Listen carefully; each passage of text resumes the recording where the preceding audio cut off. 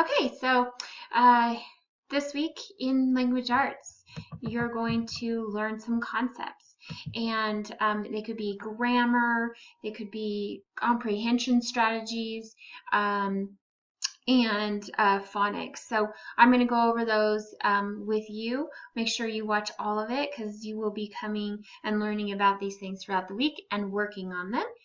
So you don't have questions about that in your things to do.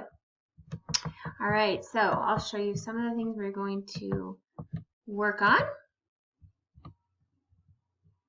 All right, so compound words. You're going to be identifying them and finding compound words. So a compound word is very easy, and you've read compound words many times, and you may have learned it last year. So a compound word is a word made up of two words put together. So we might have the two words foot and ball, okay?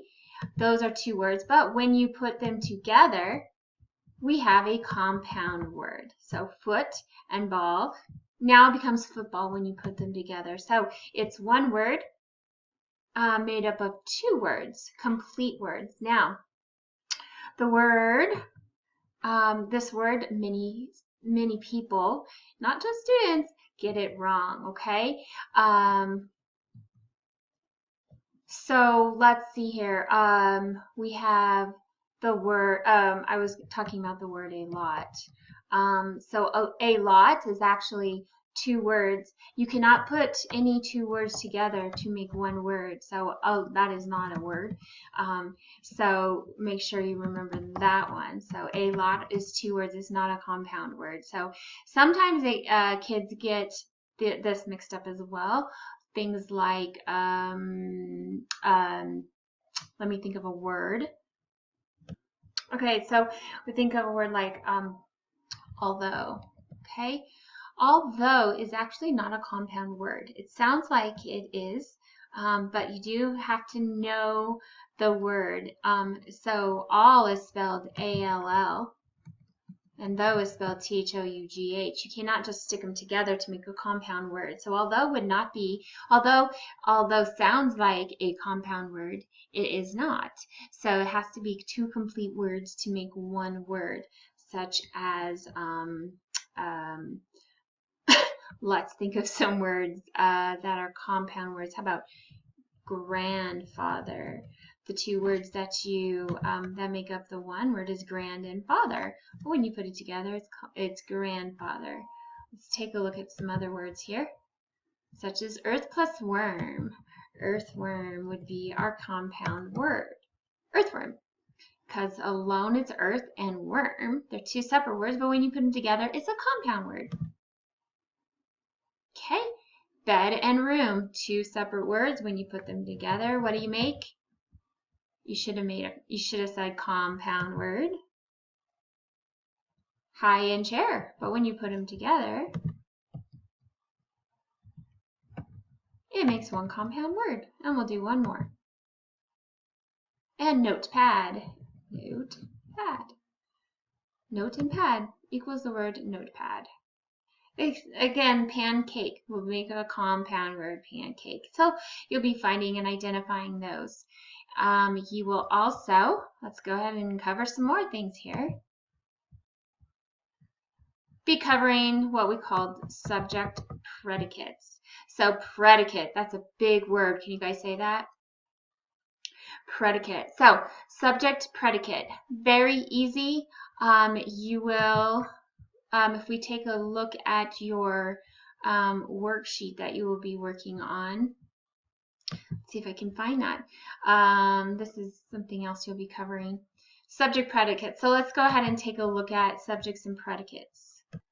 Okay, so subject predicate. So subject is going to be what the sentence is about, and the predicate, big word for just what the subject does. Okay, so here we have the baby shakes the rattle. So we want to find, so the subject is the complete subject and the predicate is the complete predicate. So Subject and predicate takes place of the complete sentence. So here it is asking for the two words that make up the complete subject, and we're talking about the baby. That's the complete subject. The complete predicate would be all the words that make up the rest of the sentence. Shakes the rattle, because the baby, what does it do? It shakes the rattle. So the baby is the subject. Here we're finding the two words that make up the complete subject. The kangaroo. Hopped away would be the complete predicate, or what the kangaroo is doing. So let's go ahead and find the predicates, or what they are doing. So we have finding the predicate. Select one word that makes up the complete predicate. So the chocolate cookies, that's the subject. What did it do? They disappeared. Of course, they would disappear in my house fast. Select the three words that make up the complete predicate. So here we find the subject. The thief escaped from jail. Well, the subject is the thief. Okay, and what did he do? He escaped from jail. That's the complete predicate. What the subject did. Very easy. Subject, predicate. They're just big words for a very simple concept. Find the three words that make up the complete predicate. So first we have to find what the sentence is about. It's about the driver. That's the subject. And what did he do? He drove the bus. That is the complete predicate. Very easy. Subject, predicate. So you'll be finding that all week for your grammar. Then in your reading, so you'll be reading some stories, and then you will be filling out sequence, graphic organizer. So what I want to see, after you read the story, you'll be asked to fill this out. And it has event, event, event, event here. What I want to see here is I want to see you writing using time order words. So we started using those. Those of you who were with me last year, you used those. Time order words are words that put things in order, such as the words first, second, third, next, then, last. There's many, many other time order words. So time order words such as in the beginning, next, in the end, or like I said, first, second, third, fourth, then, next, last. Those are just examples of time order words, and that helps you put events in order. So I don't want to see events here that are not in order. So you'll just give me 1, 2, 3, 4 events that happened in time order from the beginning to the end. So you're going to pick something out from the beginning here for the first event. What happens next? Maybe something in the middle, and then what happens at the very end. So you want to say first, to help you organize yourself, you want to use first or in the beginning, at the beginning of the story, and then very end would be at the end of the story, or maybe right here in the middle of the story. Next. So when you use time order words, you say in the beginning, comma. Use your comma to help you. The rule is to put a comma after those time order words. First, comma, this happened.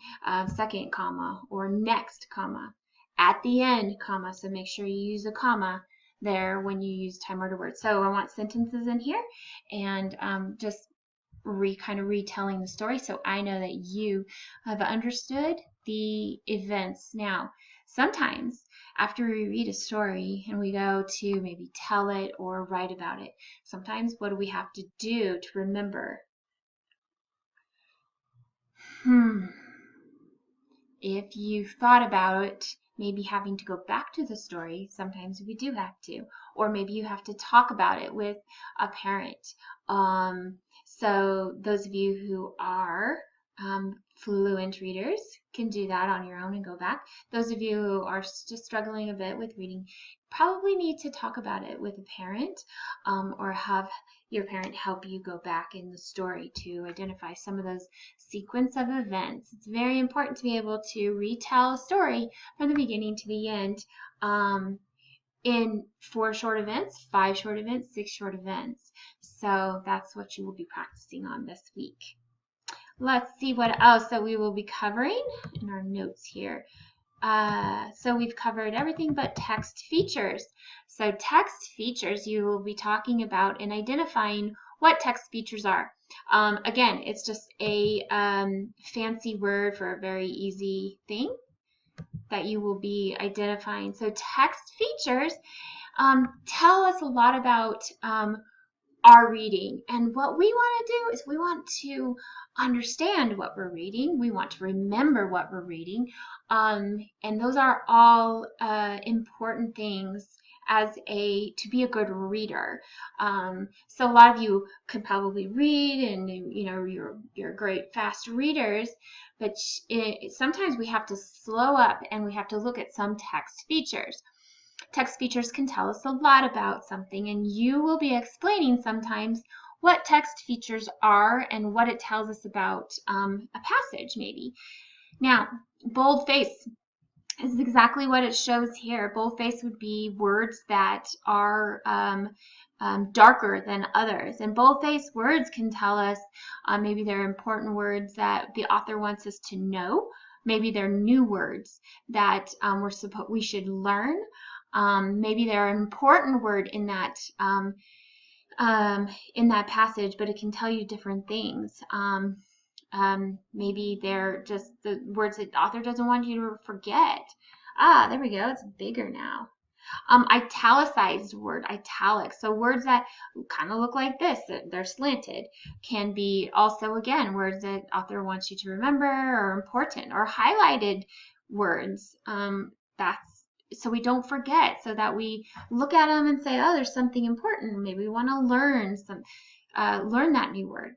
Anything with bullets that are highlighted will be like what the author's wanting to get across to you, what they want you to learn about this, your passage that you're reading.